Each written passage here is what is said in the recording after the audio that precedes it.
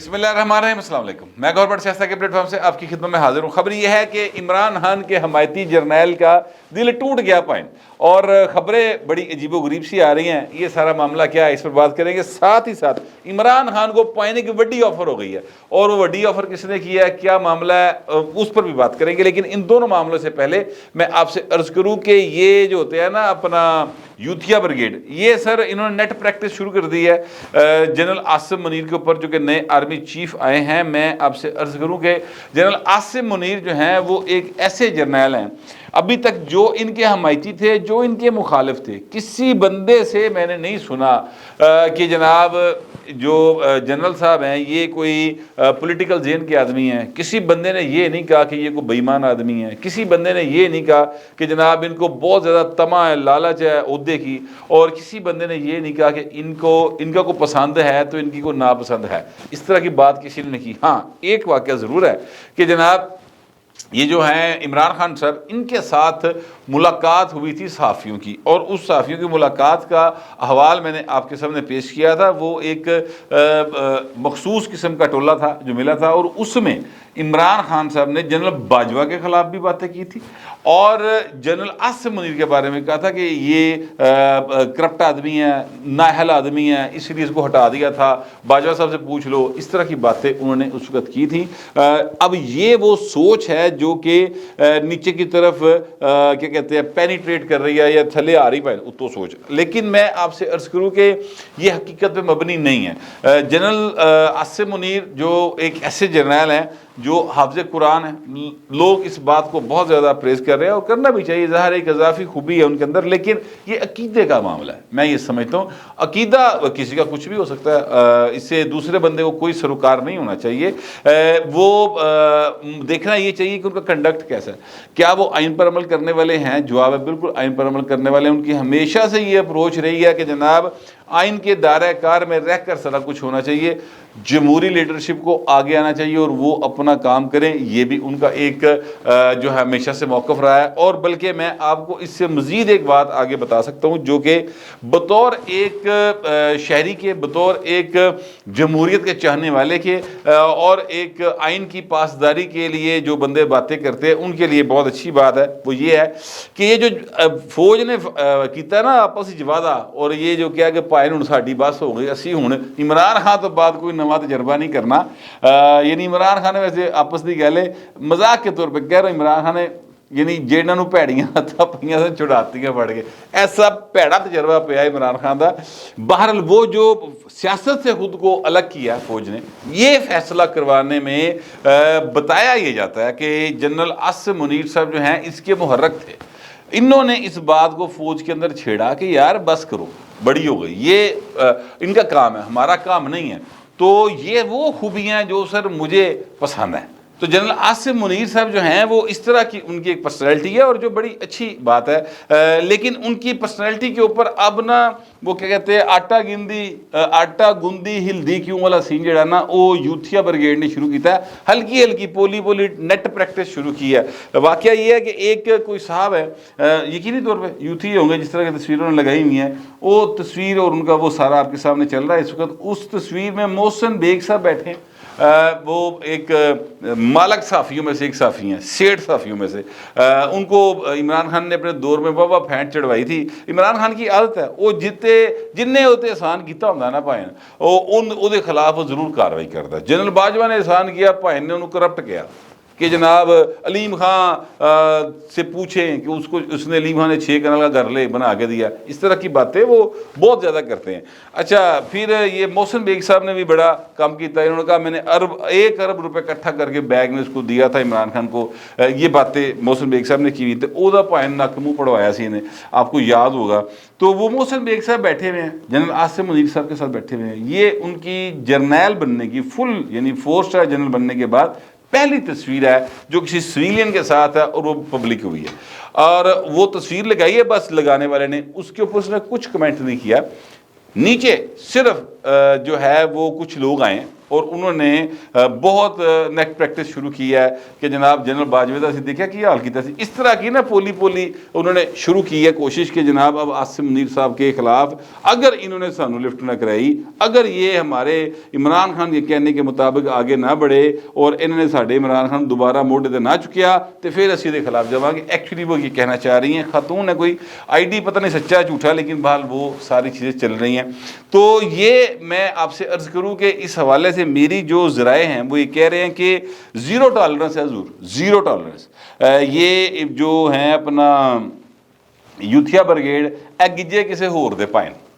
ایتر اے ہن کام نہیں چلنا، ایتھے پائن بڑا لتر بولو آئے گا، قانون ہے اور اس پر عمل درآمد بھی ہوگا، اور عمل درآمد ظاہر ہے سویلین گورنمنٹ کرے گی، رانا ثناء اللہ صاحب جو ہیں وہ کریں گے۔ اسی لیے رانا ثناء اللہ صاحب نے آج یہ بات کی ہے کہ پائن نس نس کے پنڈی تے پشور نہ جاؤ حضور، تہاڈی مہربانی ہے، بلکہ پنڈی تے باولپور نہ جاؤ، واپس آئیو، تہاڈی مہربانی، اس پر اتوں تمہیں کچھ نہیں لبنا۔ عمران خان کے حوالے سے انہوں نے بات کی ہے، بلکہ جو بہت بڑی بات کر دی رانا ثناء اللہ صاحب نے، میں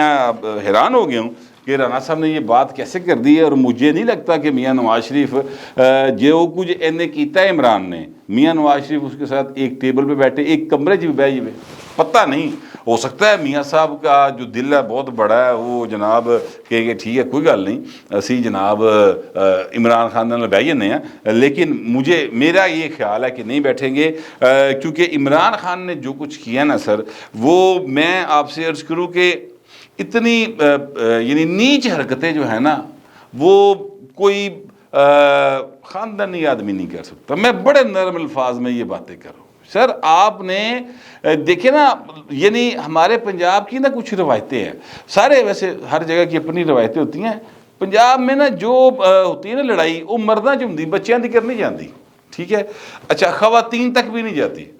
یعنی اگر کسی دو بندیاں دی آپے لڑائی ہے اور خاندانی لوگ ہوں تو وہ ایک دوسرے نال لڑن گے، وہ اس کی بیٹی کو کچھ نہیں کہے گا، وہ اس کی بیوی کو کچھ نہیں کہے گا، اسی طرح دوسرے والا بھی یہی کہ حیا کرے گا۔ یہ تو بھائی صاحب نے ان بچیوں کے نام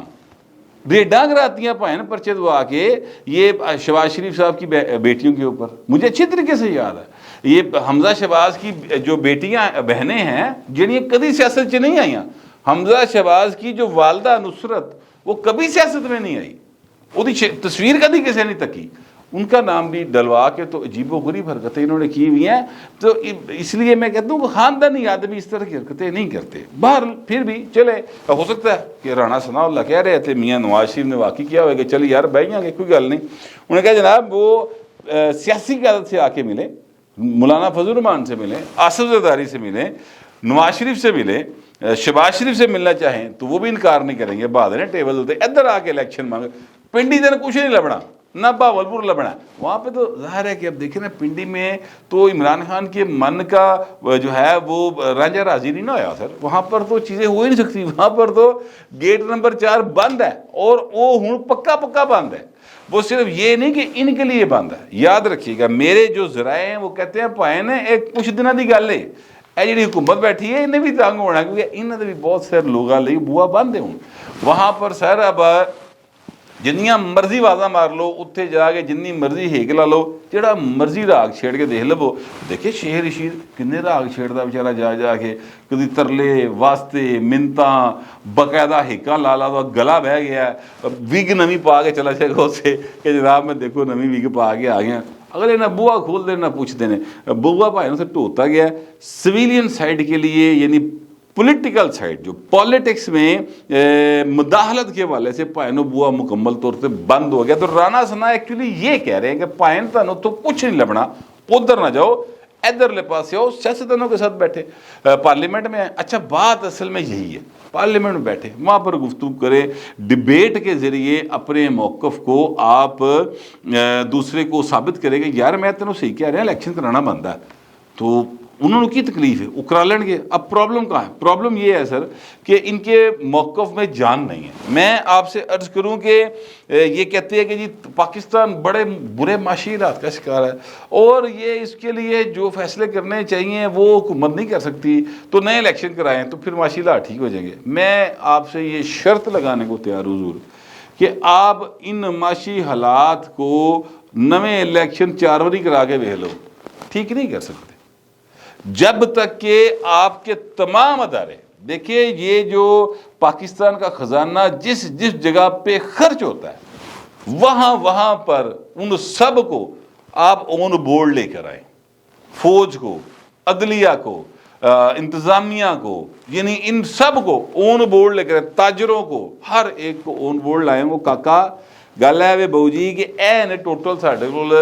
100 روپیہ، اس 100 روپے دے وچوں اے ساڈا خرچہ ہے تے اے بچت ہے، ہن دسو ملک کیویں چلانا ہے؟ خرچہ ہمارا 350 روپے دا تے ساڈے کول ہیگا صرف 100 روپے ہے۔ میں ایک ویسے بات کر رہا ہوں، جو بھی ایکچوئل صورتحال ان کو بتائیں، اس کے بعد کہ دسو ہن کی کرنا ہے؟ چیزوں کو آگے بڑھانے کی ضرورت ہے۔ الیکشن کرائیں گے، ارب ہا روپے اس کے اوپر خرچ ہوں گے، مزید نقصان میں جائیں گے۔ اس لیے بہتر یہ ہے کہ آپ ابھی فی الحال اسمبلی جائیں، اتنے جا کے چیزوں اگے کرو۔ بلکہ مجھے ایک وہ شیخ رحیل اصغر صاحب ہیں، مسلم لیگ نون کے ایم این اے ہیں، لاہور سے کئی بار جیت چکے ہیں، وہ بلکہ کہہ رہے تھے کہ میں تو یہ سمجھتا ہوں کہ اسمبلی کو 1 سال کی ایکسٹینشن دیں، کیونکہ معاشی حالات اس قابل ہی نہیں کہ تسی الیکشن دا جڑا نا ڈول گلے چ پاس کو انے ارب ہا روپے لگ جان گے، یہ کتوں آن گے؟ نواں کر چکو گے الیکشن کرا لے، تو بہتر ہے کہ آگے چلے۔ یہ بھی ایک سوچ نون لیگ کے اندر موجود ہے۔ تو یہ رانا ثناء اللہ صاحب نے بڑی آفر کی ہے، میں یہ سمجھتا ہوں کہ عمران خان کو اس آفر کا فائدہ اٹھانا چاہیے، اور پنڈی اور بہاولپور والے پاسے یا پشور والے پاسے نہیں تکنا چاہیے کس سے بھی صورت۔ ان کو اب اس طرف سے آس امید توڑ دینی چاہیے، ختم کر دینی چاہیے، کیونکہ انہوں نے اپنے دل ٹوٹ کے پائے۔ میرے سامنے یہ خبر پڑی ہے جس کے مطابق یہ ہے کہ لیفٹیننٹ جنرل عاصم منیر کے چیف آف آرمی اسٹاف بن جانے کے بعد لیفٹیننٹ جنرل اظہر عباس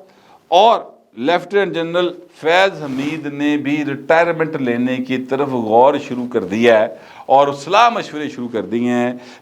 اچھا، حالانکہ ان دونوں نے ریٹائر جو ہونا ہے، ایک نے 27 اپریل کو ہونا ہے جی 2023، اور دوسرے نے 30 اپریل کو ہونا ہے، یعنی جنرل فیض حمید صاحب نے 30 اپریل کو ہونا ہے اور اظہر عباس صاحب نے 27 اپریل کو ہونا ہے۔ اب یہ جو ریٹائرمنٹ کے بارے میں غور رہا، مجھے ابھی نہیں پتا کہ مطلب باقاعدہ ہو سکتا ہے جب تک آپ ولاگ آئے پتہ لگے جناب وہ بھائی صاحب دونوں جنے ریزائن کر گئے ہیں، یا ہو سکتا ہے کہ وہ ابھی غور و خوص والی خبر چل رہی ہوئے، لیکن یہ خبر میں نے جیو کے اوپر بھی دیکھی، 1-2 اور ٹی وی چینلز کے اوپر بھی دیکھی ہے۔ تو میں یہ کہنا یہ چاہتا ہوں کہ وہ آپ دل چھڑ گئے بیچارے، وہ ان کا یہ خیال ہے کہ جناب اب جو ہے وہ جو نئے آئے ہیں ان کو اپنا کرنا چاہیے کام اور وہ سائڈ پہ ہٹ جائیں۔ یہ سپر سیڈ نہیں ہوئے، یہ یاد رکھیے گا۔ دیکھیں اگر کوئی سپر سیڈ ہو جائے نا، مثال کے طور پہ یہ جنرل فیض حمید صاحب آتے 5ویں نمبر پہ، میں ایک بات کر رہا ہوں، تو سر 6 نمبر والے جو جنرل عامر صاحب تھے ان کو اگر آرمی چیف بنا دیا جاتا تو پھر یہ سپر سیڈ ہو جاتے نا، پھر ان دونوں کا ریزائن کرنا بنتا تھا کہ یار ہوں اسی اپنے جونیئر نو جا کے سلوٹ مارا گے، ہمیشہ ایسے ہی ہوتا ہے، وہ ریزائن کر کے گھر چلے جاتے ہیں، ٹھیک ہے، پھر وہ سمجھ آتی ہے۔ یہاں پر معاملہ یہ ہے کہ جو سپر مطلب کیا کہتے ہیں سپر 6 میں جو نمبر 1 اور 2 تھے، وہ دونوں نمبر 1 اور 2 عہدوں پر آ گئے ہیں، یعنی جو سینیورٹی کا اصول ہے اس کو وہاں پر برقرار رکھا گیا ہے۔ تو لہٰذا انہوں نے اپنے سینئر نو سلوٹ مارنے کی مسئلہ ہے، ایک سوال ہے۔ پھر اس کے بعد پھر جنیاں منہ نہیں گلاں پائیں کہ جنرل فیض جو ہے وہ تو عمران خان کے ساتھ ہے، جنرل اظہر اور فیض آپس میں یار ہیں، اس طرح کی گفتگو پھر پائیں بہت ساری لوگ کر رہے ہیں۔ میں اس گفتگو پہ نہ بلیو کرتا ہوں، نہ میں اس طرف جاتا ہوں۔ میں ایمانداری سے سمجھتا ہوں کہ جنرل فیض کے گٹے گوٹوں میں عمران خان اینڈ کمپنی بیٹھی، تم ہوئے دوست جس کے دشمن اس کا آسما کیوں ہو، اے والے حالات نے پائے نے، نہ عمران خان دی دوستی چنگی نہ دشمنی چنگی۔ یہ اس بھائی سے 7 کو سے پائن سلام، یہ طریقہ کار جو بندہ رکھے گا عمران خان کے ساتھ وہی سکھی رہ سکے گا، کیونکہ یہ بھائی صاحب جدے نیڑے ہوئے نے انہوں لے بیٹھے نے، نہیں تو طریق گواہ کہو گے تو میں بہت سارے گنا سکنا، لیکن فی الحال میں جنرل فیض کے حوالے سے اس لیے کہہ رہا ہوں کہ انہوں نے اس طرح کا تاثر دیا، بار بار ان کو کنٹروورشل کروایا، نتیجہ یہ نکلا کہ جناب پھر یعنی مریم نواز بھی سیدھی ہوئی، انہوں نے کہا یہ تو جنرل فیض تو وہی ہے جنہیں سانوں جناب الیکشن لڑوایا سی، یہ تو وہی ہے جڑا گیا سی وہ کول اپنا کیا کہتے ہیں اسلام آباد ہائی کورٹ کے چیف جسٹس کے پاس، جسٹس شوکت صدیقی شاید ان کا نام تھا، کہ تو پیو دھی کا فیصلہ کی کرے گا، تو اس نے کہا کہ جناب میں تو آئین کے مطابق کروں گا, قانون کے مطابق کروں گا. انہوں نے کہا پھر تو ساری 2 سال دی محنت ضائع کر دیں گا. یہ انہوں نے اپنی پٹیشن میں بھی لکھا تھا اسی کیس میں جس میں وہ بری ہو گئی ہیں. تو میں یہ کہنا چاہتا ہوں کہ پھر فیض حمید صاحب جو ہے نا, ان کو اگر ان کے دل ٹوٹا ہے فرض کرتے ہیں, تو سر وہ دل توڑنے والے جو ہے نا وہ پھر عمران خان صاحب ہیں, 2 زمان پارک میں بیٹھے ہوئے. وہ انہوں نے ایسا بیج پایا نا, ایسی انہوں نے شدنی چھڑی ہے جس کے نتیجے میں یہ سارا کچھ ہوا ہے. اگر ہوا ہے ایسا تو ٹھیک ہے, یہ میرا اپنا خیال ہے. لیکن بہرحال عمران خان صاحب کو رانا ثناء اللہ کی آفر کے اوپر باقاعدہ ٹھنڈے دل دماغ سے غور کرنا چاہیے اگر دماغ ہے تو. اور مشورہ جو ہے ہرگز ان سے نہ کریں جو گیٹ نمبر 4 کے ملازم رہے ہیں